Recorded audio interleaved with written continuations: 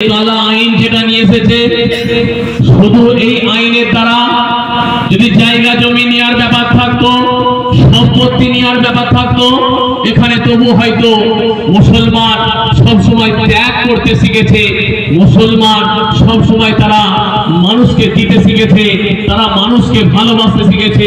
এটাই আমার ইসলাম শিখিয়েছে।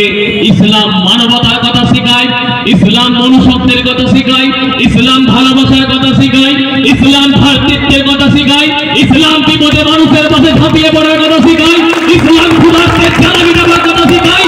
এরই নাম ইসলাম। ইসলাম হলো ইসলাম। I for I for help Allah for all for mankind.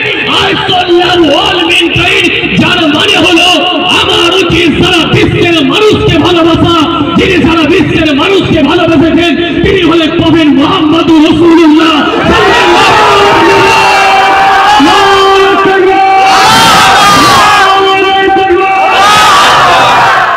আপনারা জানেন, অবগত আছে, এরপরে আপনারা প্রত্যেকে অবগত আছেন, বিশ্বনবী ১৫০০ বছর পূর্বে জানিয়ে গেছেন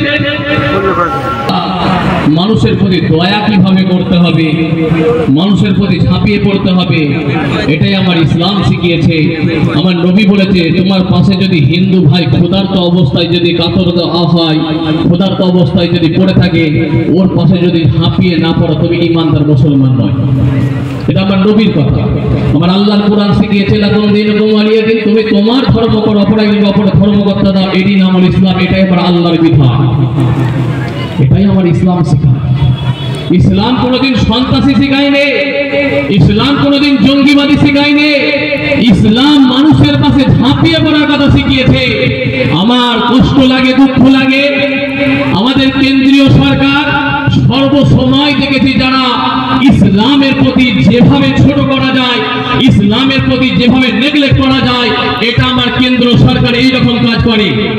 আপনারা ইতিপূর্বে আপনারা জানেন, এর আগেও যখন নূপুর শর্মা, যার নাম নূপুর পায়ে থাকে, এই নূপুর শর্মা যখন রাসূলুল্লাহর বিরুদ্ধে কথা বলেছিল, এই নূপুর শর্মা সহযোগিতা করেছিল কেন্দ্র সরকার।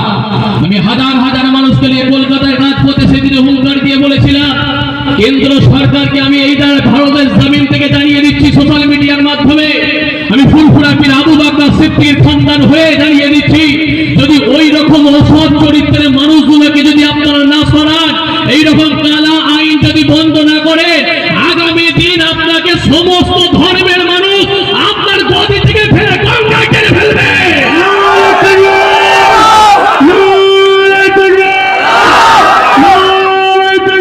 অবগত আছে কি জানি না, আমি আমাদের হিন্দু সমস্ত ধর্মের মানুষদেরকে জানিয়ে দিচ্ছি যে ওয়াকফ মানে শুধু সম্পত্তি নয়, ওয়াকফ মানে আমাদের মসজিদ, ওয়াকফ মানে আমাদের মাদ্রাসা, ওয়াকফ মানে আমাদের খানকা, ওয়াকফ মানে আমাদের মক্তব, ওয়াকফ মানে আমাদের কর্মস্থান।